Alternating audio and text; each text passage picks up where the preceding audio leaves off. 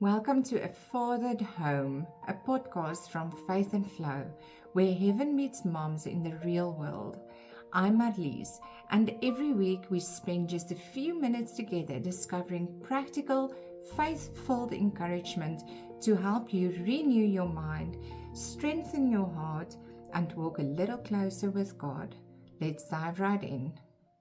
There are three things that forms everything in life. Everything. It's the three pillars of life. They create everything. They influence everything. This is where everything comes from. And these three pillars are your thoughts, emotions, and actions.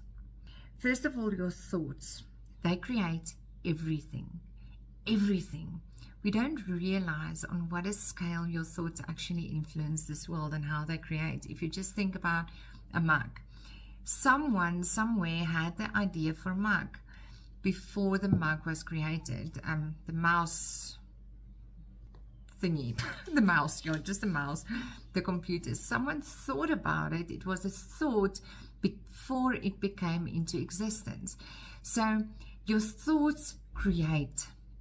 What you think creates what we see around us. Everything we see around us, it started all with a thought, and they influence everything. Your thoughts is just so to explain this properly.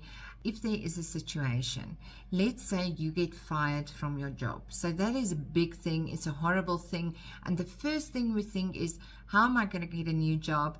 I'm sad, I'm angry, I'm all of those things, where they're all, it's about what you make of the situation, right? So if you take that same situation and you think, you know what, it's okay because I'll get a new job, or two different people maybe that's thinking two different things. I'll get a new job, I'll be okay. I actually wanted to try to do something myself, rather have free time with the kids. Whatever it is, it's not the situation that happens to you in your life that is this big thing. It's what you make of the situation. And all of that comes from your thoughts. So your thoughts influence everything around you. So your mind can actually, you can see your mind, your thoughts, as an extremely dangerous weapon, but you have to control that. It can be uplifting or it can break down. The very life that you are living is a result of your thoughts, what you are thinking of your life. That is creating your reality. So the next one is your emotions. So your emotions comes from your thoughts. When you think something, then you feel the emotion behind that thought, or that causes the thought, causes the emotion. Your emotions as well, they can influence so many things around you, and you have to learn to, instead of letting your emotions take control of you, and I'm just angry, or I'm just exhausted, or I'm just whatever is bothering you in your life, your emotions are controlling your life. You need to learn to guide your emotions. So, okay, I'm feeling exhausted today. Let's go back to the thoughts. Why am I exhausted? What is happening in my life that's really just so exhausting? Or is it just a thought that it's November and we have to be tired? It was a tough year. But actually, if I can turn that around and say, you know what, I actually stand up in the morning and I kind of feel okay. I'm not that tired. My brain is just telling me that I need to be tired now because it's this time of the year. So that's just an example where your emotions can control your entire life and your everyday living when it takes control of you. Be careful of letting your emotions take control. You need to guide them. You need to think better thoughts. Or if there's a really deep emotion like sadness, like anger, something like that, go back to your thoughts. Why am I feeling these things? And maybe you really have a good reason. Maybe I sat with this for a very, very long time. My dad was sick for 12 years, and he was kind of dying before us for 12 years, before our eyes, just shrinking away. And this is the biggest lesson I've learned from life coaching. If you go back to your thoughts, I'm feeling the sadness, but my thinking was, he's going to die. Just, he's going to die. And that was reality. There's nothing you can do to change that thought. But I'm feeling sad because I love him. Changes that thought into, I can spend more time with him, and I'm valuing the time that we have. And it's like the silver lining in the dark cloud, where yes, the cloud is there and it's something really bad that's happening in your life, but add the love, add the care, add the kindness to your thoughts, and the gratitude, especially the gratitude and the love, and then everything will shift for you. Everything is just like day and night.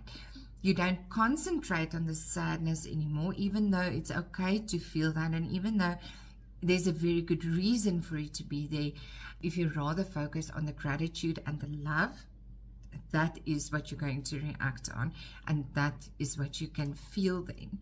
So the last thing is your actions. Every action, no matter how small the action is, has a consequence. Even if it's something small like, I'm not doing the dishes tonight, I'm not cleaning my kitchen tonight because I'm just not in the mood, I'm tired, it was a tough day, I'm just going to take my book and read and not worry. That small action of breaking routine just once, and sometimes it's okay, but that means that the next day I'm sitting with the dishes and for the kitchen that looks like hell. Remember this, every action has a consequence. It doesn't matter how small it is. The smallest thing where you can think, I'll just do it later, or I have time later to do it. What will be the consequence of that action that you take? And this is where you start creating your own world. So remember, a very important thing is these 3 pillars can't be without the other. So you can't take an action without feeling something about the action. You can't take an action without thinking about the action first. You can't think something and not feel anything about it. You can't feel something and not be thinking a thought first about it, or then taking an action according to your emotions. So they are so integrated, and it is our job to start regulating these 3 things in our lives which are creating our reality. It is the most basic thing, it is a simple thing, and yet our minds are so complicated that it becomes a difficult thing sometimes. But remember always that it's the thought, then the emotion, then the action. So go back to the very beginning of your thoughts and see what it is that you are thinking. Put your emotions aside for a moment and go back to the thought behind it. Like I just said, the whole November thing. We all are feeling this exhaustion this time of the year. We just want to get this year over and end it now and go on holiday. But why? Why are we feeling that way? Your body may be physically tired, yes, but technically your mind will be okay if you practice your meditation throughout the year, if you had time to fill your cup throughout the year, if you took care of yourself throughout the year, then you have no reason to be exhausted. It's just a thought. All right, so remember these 3 pillars, because they are creating your entire world. They are creating your reality. What you see in your everyday life comes from this. And I'm not talking about specific situations. Like I just mentioned, if there's really sadness, then that is okay. But what are you thinking about it? How are you reacting to that situation? And that will make all the difference in the world. Thank you for spending these few minutes with me today.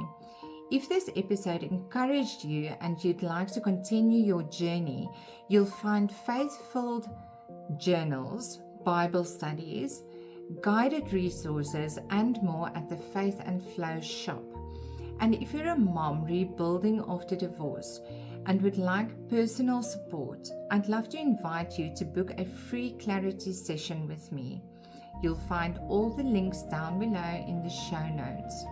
Until next time, keep flowing with faith, and may your home always be fathered by His presence.